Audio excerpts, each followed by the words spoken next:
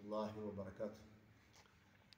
Alhamdulillah, tunaomba sisi umma bora, umma kumbushana mema na kukatazana maovu. Basi kwa ajili kama hii ni vizuri sana tujue Allah subhanahu wa ta'ala akikupa utajiri si kwamba Allah anakupenda, na Allah subhanahu wa ta'ala akikupatia umaskini si kwamba anakuchukia, bali Allah akikupatia hii dini katika maisha yako ili tawfik ujue Allah anakupenda. Kama Allah amekufuatia amekuweka katika Uislamu, ujue Allah amekuangalia kwa huruma.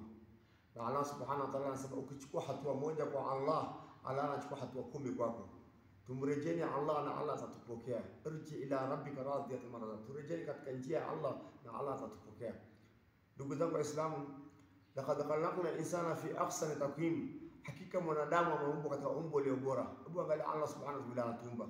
Anaweka macho katika sehemu yake, mapua katika sehemu yake, masikio katika sehemu yake. Anatuwekea mwili ndani, kuna matumbo na kuna roho na maini, lakini Allah anafunika kwa ngozi ili kuficha ndani yetu. Leo ingekuwa tunatembea bila ngozi, ungeangalia maini ya huyu, angalia matumbo ya huyu, angalia roho ya huyu, angalia kifua ya huyu, lakini Allah anaenda kufunika na kisha anatujalia tunavaa nguo juu yake. Hii yote ni laqad khalaqna al-insana fi ahsani taqwim. Angalia mwanadamu kama angeumbwa na macho kwa mgongo na mdomo ikuwe hapa, tungekuwa tunakula namna gani? Ungekuwa unakata ugali, unafungua shati, unaangalia, unaleta hapa unakula. Ingekuwa masikio imewekwa kwa magoti na magoti imewekwa kwa masikio, tungekaa namna gani? Ndio Allah akasema ametumba katika umbo iliyo bora. Na hii ndio umbo tunaambiwa tujue Allah subhanahu wa ta'ala ni mkarimu. Leo mtu akisema nikupatie kichwa yako huwezi kubali.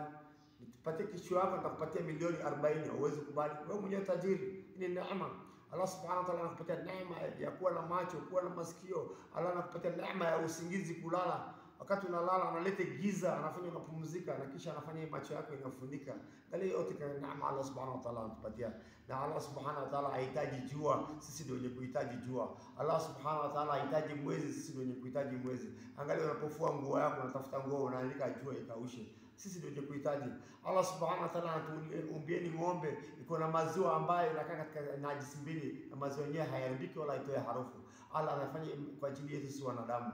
Na sisi tunataka tumrudishie shukrani kwa Allah, tukumbuke kwa ukubwa Allah subhanahu wa ta'ala, na turejeni kwa Mwenyezi Mungu kwa kumwabudu. Allah atatupata janna, atatupa mema hapa duniani na kesho akhera. Wa assalamu alaykum wa rahmatullahi wa barakatuh.